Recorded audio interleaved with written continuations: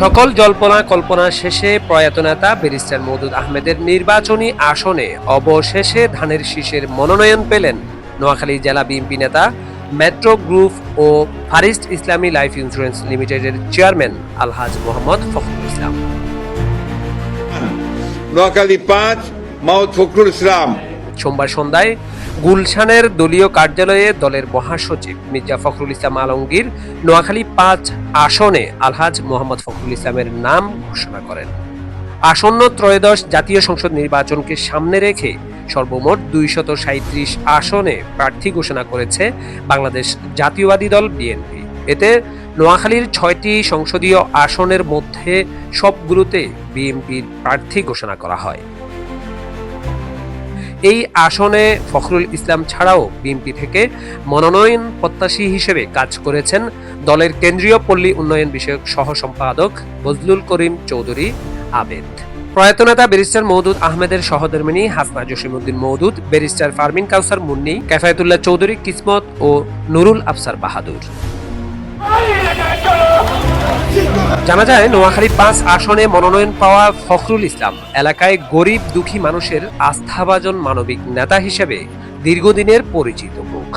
তিনি ইতিপূর্বে ২০০৯ সালে জামাত বিএনপি জোটের প্রার্থী হয়ে কোম্পানীগঞ্জ উপজেলা পরিষদ নির্বাচনে চেয়ারম্যান পদপ্রার্থী হিসেবে নির্বাচন করেন। এছাড়াও প্রয়াত নেতা ব্যারিস্টার মওদুদ আহমেদের মৃত্যুর পর দলের সব শ্রেণী পেশার নেতাকর্মীদের সুখে দুঃখে ছুটে আসার কথা জানান দলের একাধিক নেতাকর্মীরা। গতকাল প্রাথমিকভাবে নমিনেশন চূড়ান্ত করেছে। এখানে ধানের শীষের প্রতীক নিয়ে আলহাজ ফখরুল ইসলাম সাহেবকে ধানের শীষের প্রতীক দিয়েছে। আমরা ঐক্যবদ্ধ হয়ে আমরা যুবদল, ছাত্রদল, বিএনপি, স্বেচ্ছাসেবক দল এবং আমাদের সকল পর্যায়ের নেতাকর্মী আমরা ঐক্যবদ্ধ হয়ে ওনার নির্বাচন করব এবং দলের নির্বাচন করব।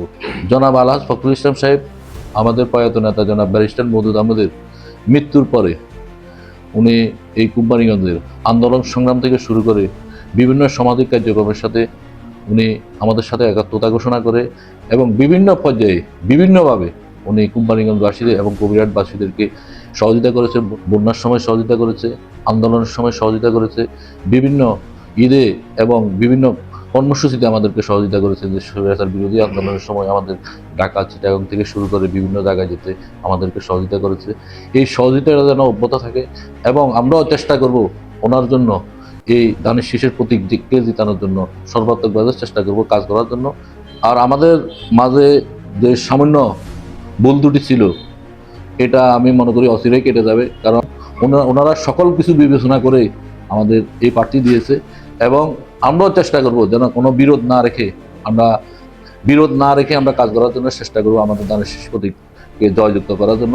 এদিকে নেতাকর্মীরা তারেক রহমানের চুল ছেঁড়া বিশ্লেষণের পর দেয়া ঘোষণাকে অভিনন্দন জানিয়ে মিলেমিশে ঐক্যবদ্ধ হয়ে ধানের শীষকে বিজয়ী করার আহ্বান জানান। কোনো প্রকার বিরোধ তৈরি না করে হাতে হাত রেখে মনোনীত আলহাজ ফখরুল ইসলামকে বিজয়ী করার আহ্বান জানান তারা। কোম্পানীগঞ্জ একটা বিএপি আসন, যেখানে ব্যারিস্টার মওদুদ আহমেদের জন্ম। দীর্ঘদিন ব্যারিস্টার মওদুদ আহমেদ সাহেব এখানে দলের জন্য, বিএনপির জন্য কাজ করেছেন। এই আসনে জনাব ফখরুল ইসলামকে দেওয়ার কারণে ওনার শূন্যতা পূরণ হয়েছে। উনি পারবেন এই কোম্পানীগঞ্জ ৫ আসনের ব্যারিস্টার মওদুদ আহমেদের অসম্পূর্ণ কাজগুলোকে সম্পূর্ণ করার জন্য। আমরা আশা রাখবো আগামী ফেব্রুয়ারি নির্বাচনে ফখরুল ভাইকে বিপুল ভোটে জয়লাভ করে আমরা আমাদের প্রার্থীকে বিজয় করে আনবো। আমাদের আগামীর রাষ্ট্রনায়ক, দেশনায়ক তারেক রহমান যেই নোয়াখালী ৫ আসনে জননেতা ফখরুল ইসলাম সাহেবকে নমিনেশন দিয়েছে, আমরা মনে করি ২০০১ সালের নির্বাচনের মতোই আমরা এই আসনে জনাব ফখরুল ইসলাম সাহেবকে এবং ধানের শীষকে এবং খালেদা জিয়া, তারেক রহমানকে ধানের শীষ উপহার দিব, সে প্রত্যাশা আমরা। দল সব কিছু বিবেচনা করে আমাদের নোয়াখালী ৫ আসনে দল মত নির্বিশেষে এমন একজনকে প্রার্থী দিয়েছেন ধানের শীষের জন্য। তিনি আমাদের সকলের প্রিয় নেতা আলহাজ মোহাম্মদ ফখরুল ইসলাম সাহেব। আমরা আশাবাদী যে আমাদের যে একটা গ্রুপ ছিল বিভিন্ন এমপি প্রার্থীদের, সে গ্রুপ আর থাকবে না। যেখানে আমাদের তারেক রহমান দিক নির্দেশনা দিয়েছেন, আমরা যাকেই ধানের শীষে মনোনয়ন দিব, আমরা সবাই ঐক্য হয়ে ধানের শীষকে জিতানোর জন্য আমরা সবাই কাজ করব। আমরা সকল ভেদাভেদ ভুলে আমরা সবাই ঐক্য হয়ে ধানের শীষের জন্য কাজ করব।